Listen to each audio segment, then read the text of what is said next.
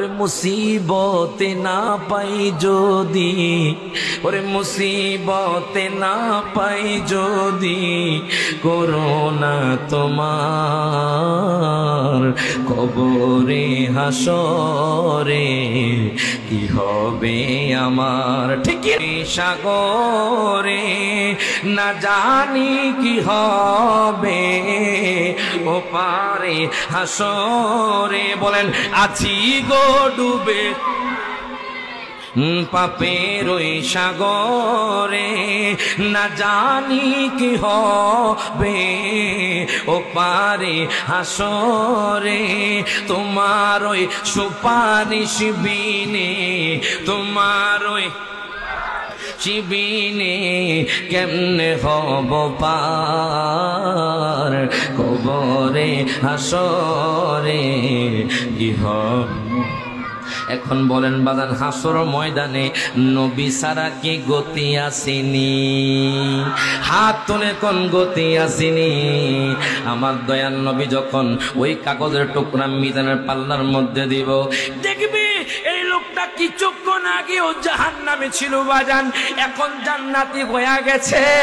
ফেরেশতারা তো আশ্চর্য হয়ে গেছে, ডাক দিয়া কইব নবী গো, নবী গো, নবী গো, ও মায়ার নবীজি ইয়া রাসূলুল্লাহ, কিছুক্ষণ আগেও তো আমরা এই পাল্লার মধ্যে ওজন দিলাম, দেখলাম তার গুনাহের পাল্লাটা ভারী হয়ে গেছে, এখন দেখি এই লোকটা জান্নাতি হয়ে গেল, বুঝলাম না এই লোকটা কেমনে জান্নাতি হইল।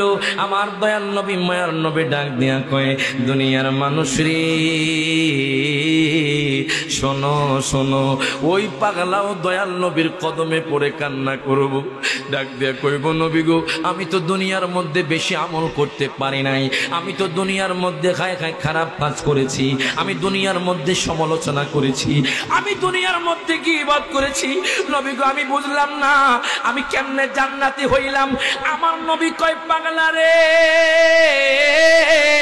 ও পাগলা, তুমি না ওই মাধবপুরের জমিনে, তুমি না বাংলাদেশের জমিনে একদিন আমি নবীর মুহাব্বতে দুরূদ পড়ছো, আমি নবীজি সেটা নোট করে রেখে দিয়েছি।